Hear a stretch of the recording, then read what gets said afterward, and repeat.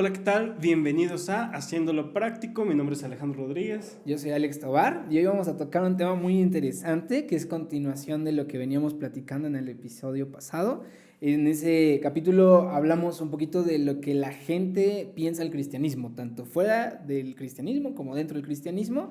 Y hoy queremos llegar a este punto que habíamos platicado desde el capítulo 1 de hacer práctico esto, ¿no? Y que hay principios. Entonces hoy queremos platicar de esos principios con respecto al cristianismo, ¿no? Y eso es lo Claro, que vamos a hablar. y vamos a arrancar desde el inicio. ¿De dónde nace esta palabra? ¿Por qué cristianos? Cuéntame un poco de esto, Alex. Esa es una muy buena pregunta que nos va a dar mucha luz también para poder hacer más práctico este asunto. Y es que cristianos no es una palabra que surja dentro de las filas de los seguidores de Jesús, ¿no? Ok.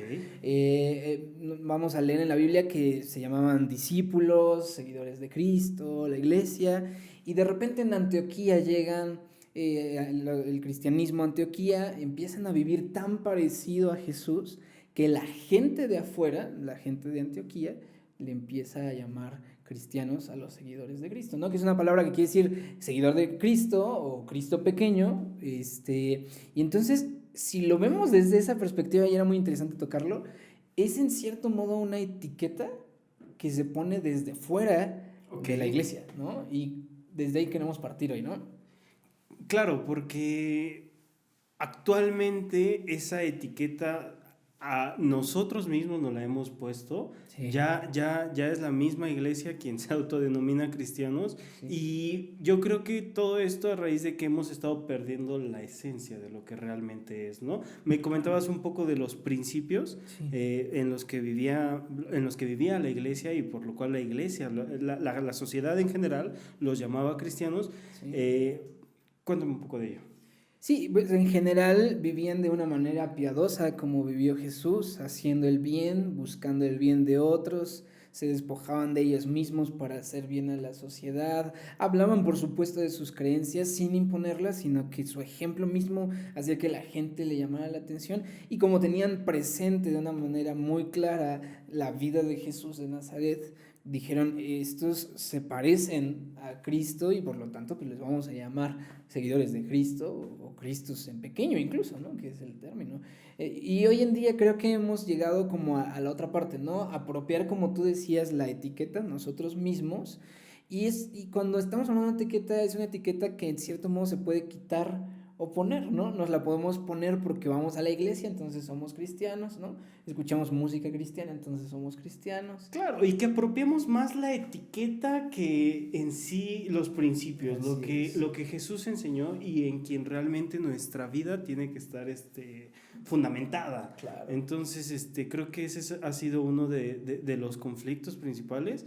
Es por eso que, bueno, como lo veíamos en un capítulo anterior, se ha visto más pues un tema de religiosidad, y creo que esto es todo lo que ha provocado el apropiarnos más de una etiqueta que de los principios y de las bases que Jesús estableció, ¿no? Claro, y tenemos que partir de eso, o sea, Jesús vino a enseñarnos un estilo de vida, como decíamos, y Jesús no busca seguidores, busca hijos, ¿no? O sea, y aquí es donde creo que tenemos que partir. Él no vino a poner una etiqueta, sino Él vino a enseñarnos un estilo de vida libre y que podamos ser adoptados como hijos por Dios, ¿no? Claro.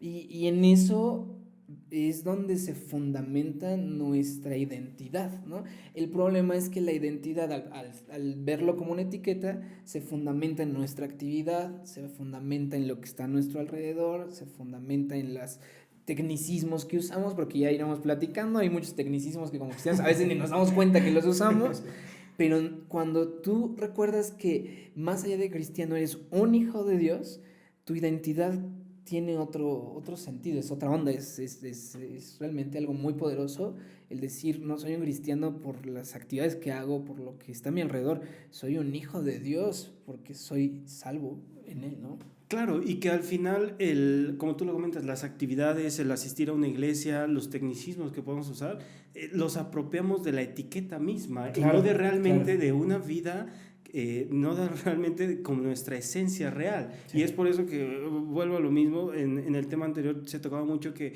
justamente no vivimos lo que profesamos, no vivimos lo que hablamos, no vivimos lo que escuchamos en la iglesia, y esto nos lleva a la vida de religiosidad bueno, que tanto hemos comentado y que en general la sociedad ve del cristianismo moderno, ¿no? Claro. No, y aquí hay algo que ahorita decías, no vivimos lo que escuchamos o lo que predicamos. El problema es eso, que nos quedamos ahí en lo superficial y se nos olvida que se trata de conocer quién es Jesús, ¿no? Y que no se trata de vivir a la manera de alguien en el sentido de haciendo sí a esto o no a esto, sino se trata de más bien conocer la esencia de lo que Dios es, Jesús mismo, y por lo tanto imitar su ejemplo en nuestra particularidad, ¿no? O sea, cada uno es único, tiene diferente personalidad, tiene diferente modo de ver algunas cosas, y el cristianismo a veces, cuando es una etiqueta, trata de moldearnos a todos hacia un mismo molde tal cual, un mismo corte para todos, pero cuando tú conoces a Jesús descubres que puedes ser libre con tu propia personalidad, con tu propia esencia, porque Dios la puso. Claro, vas avanzando, vas entendiendo sus principios, lo que Él nos enseña, pero es muy diferente decir, hago esto porque sé que es el ejemplo que Jesús me vino a dejar y voy a vivir pleno, hago esto porque es parte de mi religiosidad o de mis actividades, ¿no? Claro, y al final lo que comentas es, tendríamos que basar nuestra esencia y nuestros principios en Cristo mismo. Claro. Entonces, pues eso es un poco de lo que incluso dentro de la iglesia nos ha costado trabajo entender. Creemos que por asistir, por ir, por congregarnos, por cantar, por incluso estar en la alabanza, por servir, sí, sí. Y nuestra esencia la fundamentamos en lo que hacemos, claro, en lo que hacemos, en lo que nos desempeñamos, pero no realmente en lo que hay en nuestro corazón y lo que Jesús quiere enseñarnos, ¿no? Claro, y aquí entramos justo al tema, creo que más importante de este capítulo, Alex, que es justamente esta parte de si tú eres cristiano porque naciste en una familia que asiste a una iglesia cristiana y a lo mejor toda tu vida te has acostumbrado a que eres cristiano porque haces actividades de cristiano, pero no conoces a Dios de una manera personal, no lo has aceptado y no eres su hijo todavía. La etiqueta puede estar, pero la esencia no está todavía, ¿no? Y nos preocupa, y justo por eso queríamos tocar este tema como uno de los primeros, nos preocupa pensar y saber que hay muchos, sobre todo jóvenes, claro, que porque sus familias han estado en la iglesia, o sus papás incluso pastorean, o como dices, están en la alabanza, en servicios, y ellos se han acostumbrado al lenguaje, al ambiente, que es increíble, ¿no? Creen que la etiqueta les queda, y a lo mejor sí, pero la esencia primordial no está allí, que es el hecho de que tienes que ser un hijo de Dios, ¿no?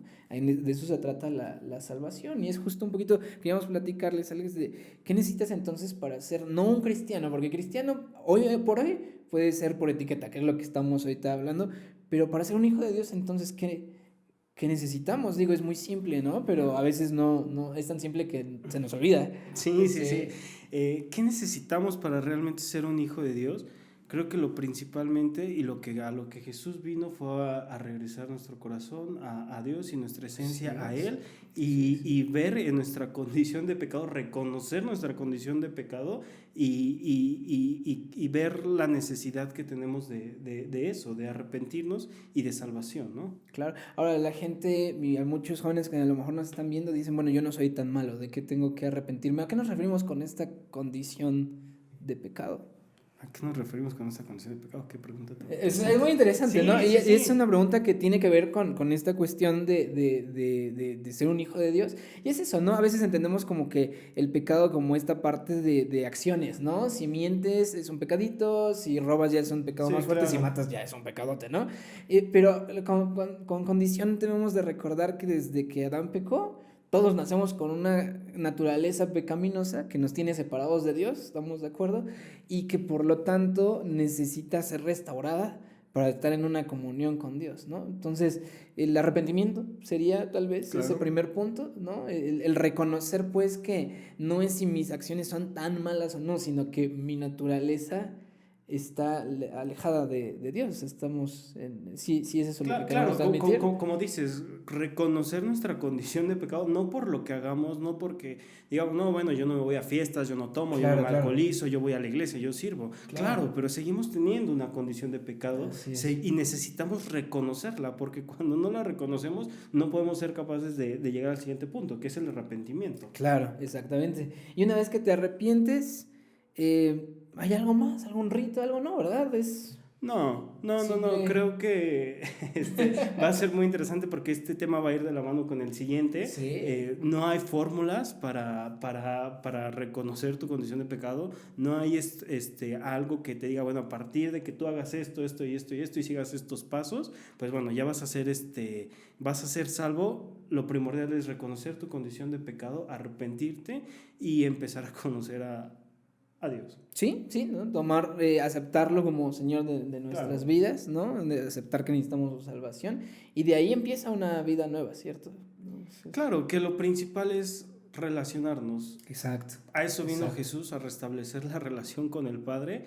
Y eso es lo principal, que no veamos esta vida como acciones, como servicios, como etiquetas, sino que veamos la vida cristiana como lo que es, una relación personal, padre e hijo. Exactamente, ¿no? Y eso es algo extraordinario. Entonces, cuando entendemos eso, Alex, digo, tú y yo hemos estado en la iglesia mucho tiempo, como habíamos platicado, pero dejamos de vivir de una manera religiosa, ¿no?